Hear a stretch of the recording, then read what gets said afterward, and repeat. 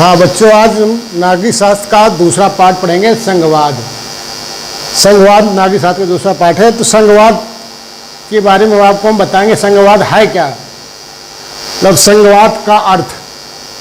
संघवाद का अर्थ यह है कि जो हमारी केंद्र सरकार, राज्य सरकार मिलजुल करके कार्य करती हैं, उसी को हम संघवाद कहते हैं। तो संघवाद से अभिप्राय है कि ऐसी शासन व्यवस्था जिसमें देश की सर्वोच्च सत्ता केंद्र सरकार तथा राज्य सरकार के बीच में होती है, उसे हम संघवाद कहते हैं। संघवाद का अर्थ हम बच्चे लिखे दे रहे हैं, आप नोट कर लीजिएगा कॉपी में। संघवाद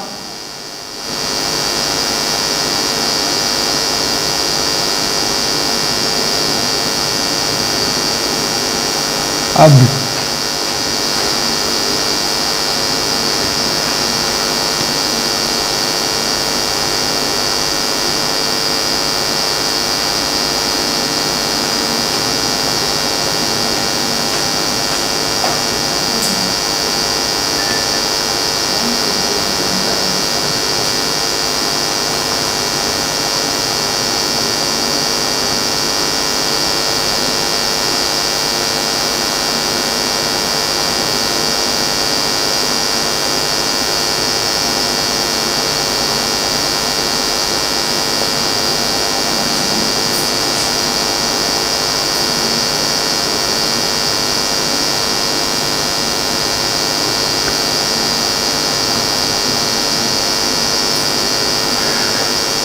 संघवाद का अर्थ मतलब है बच्चों, संघवाद का प्राय केंद्र सरकार और राज्य सरकार की शक्तियों में बंटवारा, आपस में एक दूसरे के क्षेत्र में बटी होती हैं। संघवाद की कुछ विशेषताएं हैं जो निम्नलिखित हैं, उनके बारे में हम बताएं। संघवाद की विशेषताएं। संघवाद की विशेषताएं।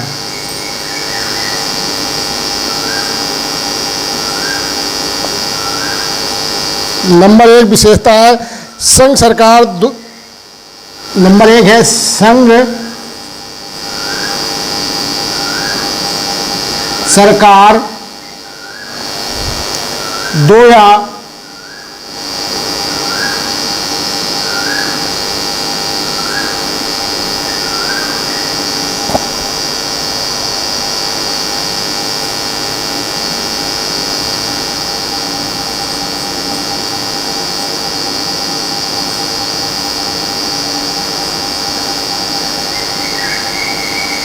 संघ सरकार दो या दो अधिक स्तर वाली होती है।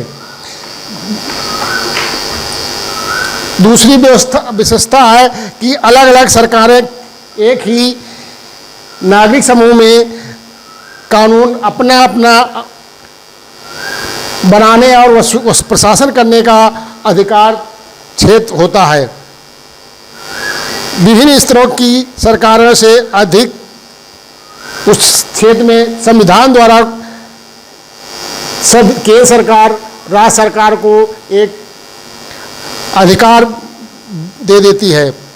संविधान में जैसे हमारे अधिकार हैं, मौलिक अधिकार हैं, नीति निर्देशक तत्व हैं, और हमारे भारत की तमाम विशेषताएं हैं। जैसे भारत एक हमारा जो संविधान है, सबसे विशेषता है कि लिखित संविधान है। और दूसरी विशेषता इसकी है, ये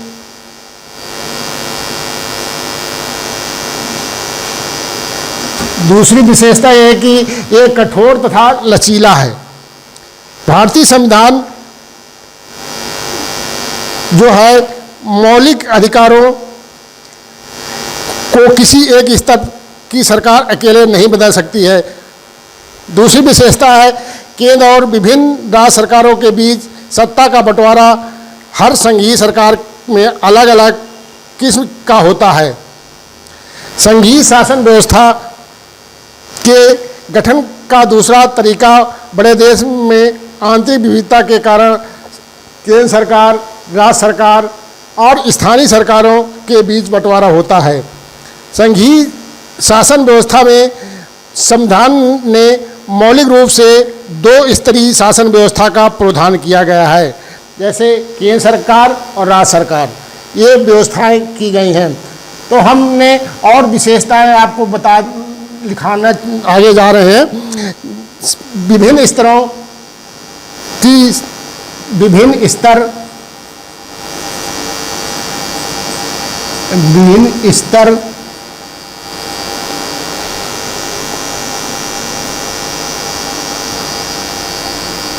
की सरकारें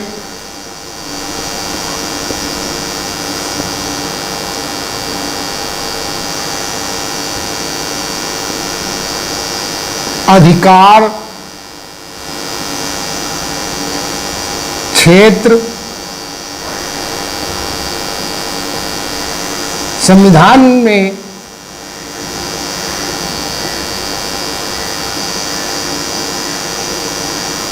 बंटवारा किया गया है।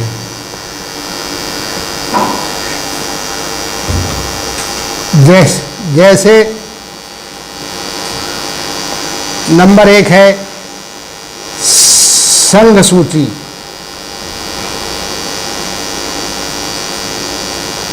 नंबर 2 है राज्य सूची,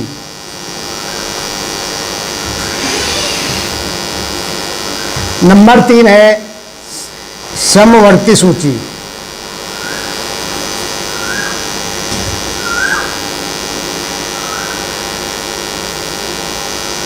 समवर्ती सूची।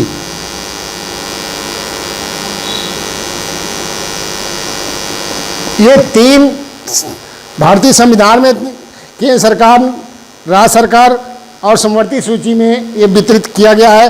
संघ सूची में जो होते हैं, संघ सूची जो विषय होते हैं केंद्र सरकार नियम बनाती है, और जो राज्य सूची के विषय हैं, राज्य सूची जो भी कानून है, राज्य स्तर के जो भी हमारे देश में राज्य हैं, सबको अलग अलग राज्य सूची से संबंधित विषय बनाने के अधिकार कानून बनाने के लिए दिए गए हैं भारतीय संविधान में।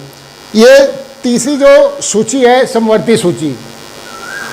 तो समवर्ती सूची में ऐसे विषय हैं कि राज्य सरकार, केंद्र सरकार दोनों मिल करके आपस में समवर्ती सूची संबंधी विषय के कानून बनाती है। जैसे हमारे यहाँ शिक्षा है, शिक्षा समवर्ती सूची के अंतर्गत आता है। शिक्षा राज्य स्तर की सरकारें, केंद्र स्तर की सरकारें आपस में मिल करके एक दूसरे के परामर्श के द्वारा ये इस संबंधित विषयों को सरकार के द्वारा, अपने विधानमंडल के द्वारा सरकारें ये कानून बनाती हैं और उसको लागू करती हैं। तो संघ सूची में जैसे कई विषय हैं, आपको हम 2-3 विषय नोट करा दे रहे हैं। जैसे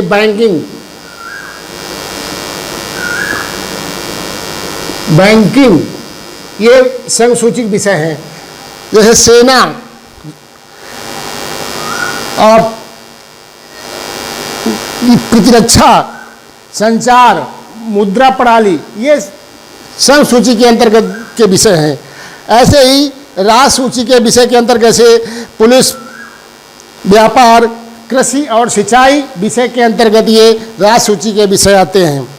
ऐसे ही समवर्ती सूची में आपका शिक्षा है, विवाह है, गोद लेने का प्रक्रिया है, वन संबंधी है, ये सब समवर्ती सूची के विषय के अंतर्गत आते हैं।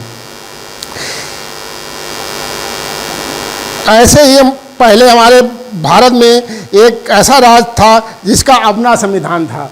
अब वो राज्य विलय हो गया है, वो केंद्र सरकार द्वारा उस राज्य को समाप्त कर दिया है।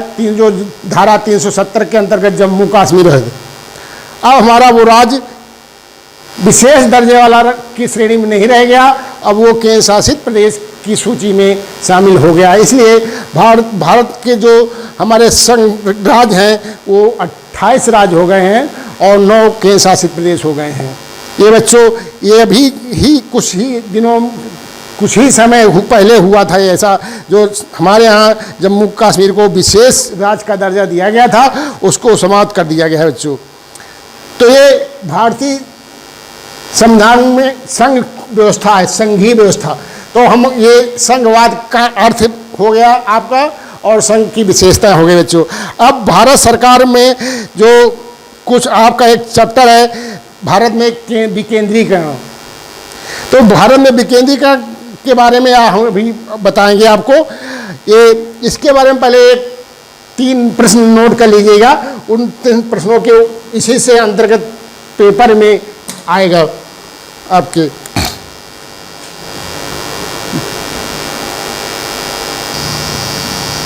बच्चों, भारत में संघीय शासन व्यवस्था के बारे में हम बताएंगे।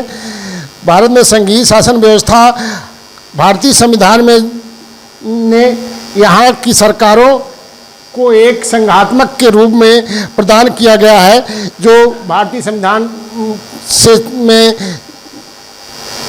तमाम विशेषताएं दी गई हैं। जैसे भारतीय संविधान में मौलिक रूप से 2 स्तरीय शासन व्यवस्था का प्रावधान किया गया है। संघ सरकार और राज्य सरकार के रूप में ये व्यवस्था की गई है। संविधान ने मौलिक रूप से 2 शासन व्यवस्थाओं का प्रावधान किया है। नंबर 1 है भारतीय संविधान जो है लिखित एवं कठोर है, एवं राज्य के मध्य शक्तियों का विभाजन स्पष्ट करता है। भारत में एक स्वतंत्र न्यायपालिका है तथा वो सर्वोच्च न्यायपालिका की स्थापना की गई है, ताकि केंद्र सरकार व राज्य सरकार दोनों में बीच में उठने वाले विवादों को आसानी से निपटाया जा सके। इसलिए भारत में एक सर्वोच्च न्यायालय की व्यवस्था की गई है। जो सर्वोच्च न्यायालय राज्य सरकार से संबंधित जो भी विवाद होते हैं उनको उनके द्वारा न्यायालय द्वारा सर्वोच्च न्यायालय द्वारा निपटारा किया जाता है। तो संविधान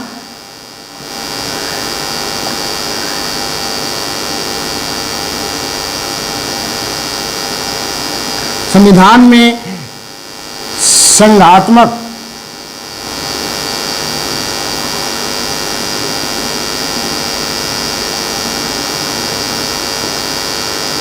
संघात्मक सरकार की व्यवस्था। नंबर 2, भारतीय संविधान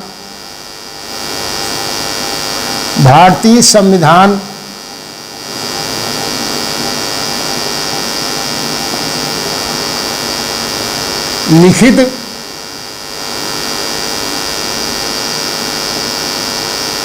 तथा कठोर है।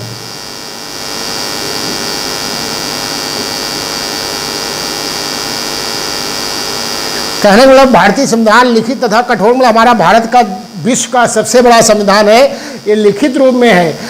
और इस जो कानून बनाए जाते हैं कठोर होते हैं, मगर हमारे भारत सरकारें उसको भारतीय संविधान में संशोधन करके वो लचीला भी कर दिया जाता है। इसलिए भारत का संविधान लिखित तथा कठोर है। दूसरी व्यवस्था है भारतीय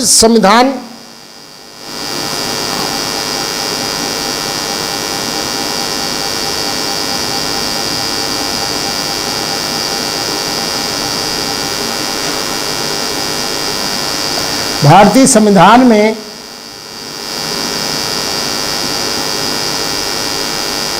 मूलाधिकार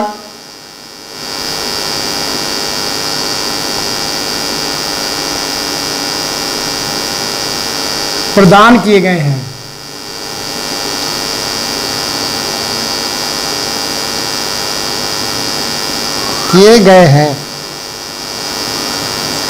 अगर आप भारतीय संविधान में यह व्यवस्था की गई कि अगर नागरिकों के मूल अधिकार कोई हनन करता है तो भारतीय संविधान में ये उनकी सुरक्षा के लिए सर्वोच्च न्यायालय में जाकर के उन अधिकारों को अपने न्यायालय द्वारा मांग सकते हैं।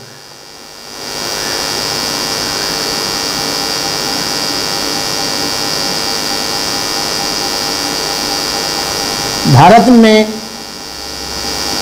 इकहरी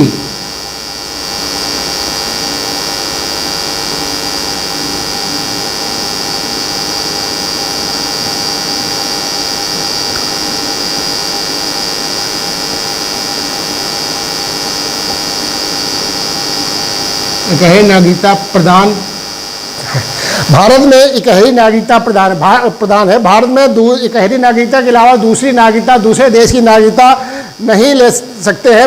भारत में रहने वाला हर व्यक्ति एक ही देश का नागरिक हो सकता है। अगर वो दूसरे देश जाता है तो जाकर के वहाँ यहाँ की नागरिकता समाप्त हो जाएगी। जिस देश में जाता है उस देश की नागरिकता हो उसको कुछ उनके उस देश के नियमानुसार उसको प्रदान की जाए, मगर भारत देश में इकहरी नागरिकता ही प्रदान की गई है।